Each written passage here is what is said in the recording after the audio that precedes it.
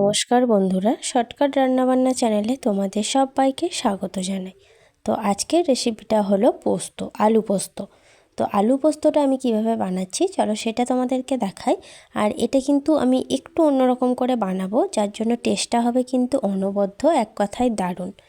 তো প্রথমে দেখো, আলু পোস্ত করার জন্য আমি আলুটাকে কেটেছি একদম চারকোনা করে। এরপর আমি নিয়েছি পোস্ত বেশ কিছুটা। পোস্তটা নিয়ে আমি একটু কড়াইতে নাড়িয়ে চাড়িয়ে নিলাম প্রায় 2 মিনিট মতো। একটু লালচে হয়ে গেল, তখন আমি মিক্সিতে ঢেলে নিলাম। আর কিছুটা আমি গোটা রেখে দিলাম, এটা আমি পরে কাজে লাগাবো। আর প্রথমে আমার একটু বেশি হয়েছিল, তাই আবার আমি মিক্সিতে ঢেলে নিলাম।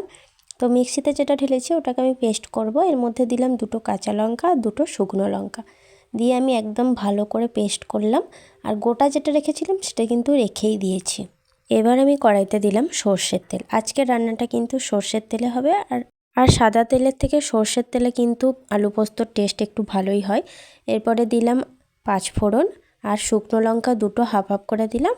আর একটা কাঁচা লঙ্কা আমি মাঝখান থেকে চিড়ে দিলাম। এবারে আমি যে আলুগুলো কেটে রেখেছিলাম সেই আলুগুলো কড়াইতে দিয়ে দিলাম। এবার আমি আলুগুলোকে 2 মিনিট ধরে কড়াইতে নাড়ব। তো নাড়তে দেখবে একটু ভাজা হয়ে আসবে। তো ততক্ষণ কিন্তু, যতক্ষণ না একটু ভাজা হচ্ছে ততক্ষণ আমি নাড়ব। আর তেলটা একটু বেশি দেওয়ার চেষ্টা করবে, সর্ষের তেলটা দিয়ে দেখো আমি একটু নাড়িয়ে চাড়িয়ে এর মধ্যে দিলাম লবণ আর দিলাম হলুদ একদমই একটু। কারণ আলু পোস্ততে হলুদ না দিলেও চলে, কিন্তু যেহেতু হলুদ ছাড়া রান্না করতে হয় না বড়রা বলে, তাই একটু সামান্য পরিমাণ হলুদ দিলাম। এবার যে আমি পোস্তটা বেটে রেখেছিলাম সেটাও এর মধ্যে দিয়ে দিলাম। দিয়ে এই অবস্থায় আরও 1 থেকে 1.5 মিনিট একটু নাড়াচাড়া করব। আর আলুগুলো দেখো কত সুন্দর ভাজাও হয়ে গেছে। নাড়তে আলুগুলো কিন্তু সেদ্ধও হয়ে গেছে, তাই খুব বেশি জলও কিন্তু এখানে লাগবে না। তো বেশ কিছুক্ষণ ধরে 1 থেকে 1.5 মিনিট ধরে আমি নাড়াচাড়া করার পরে এবার মিক্সিতে যে মশলাটা করেছিলাম সেই মশলাটাতে একটু জল দিয়ে ভালো করে প্রথমে ধুয়ে নিয়ে সেই মশলাটাকেই ফার্স্ট দিলাম। দিয়ে আবার কিছুক্ষণ নাড়িয়ে এরপরে এর মধ্যে আমি জলটা দিয়ে দেব। একদম বেশি জল দেওয়ার দরকার নেই, মোটামুটি একটু জল দিয়েছি, তোমরা দেখতেই পাচ্ছ, কারণ আলুগুলো নাড়তে সেদ্ধ হয়ে গেছিলো।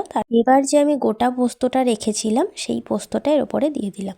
গোটা পোস্তগুলো গালে পড়লে কি হয় বলো তো, টেস্ট একটু ভালো হয় আর খেতেও ভালো লাগে। যখন গোটা পোস্তগুলো গালে পড়ে কিন্তু বেশ ভালোই লাগে। এবার দেখো জলটা আমার শুকিয়ে গেছে, মানে ঝোলটা। আর এই রকম গামাখা অবস্থায় আমি নামিয়ে নিলাম। দিয়ে ওপর থেকে এবার বেশ কিছুটা সর্ষের তেল এইভাবে দিয়ে দিলাম। আর এই আলু পোস্তটা খেতে কিন্তু একদমই অন্যরকম স্বাদ আর সত্যিই খুবই সুন্দর হয়েছিল। অবশ্যই কিন্তু বাড়িতে একবার ট্রাই করো।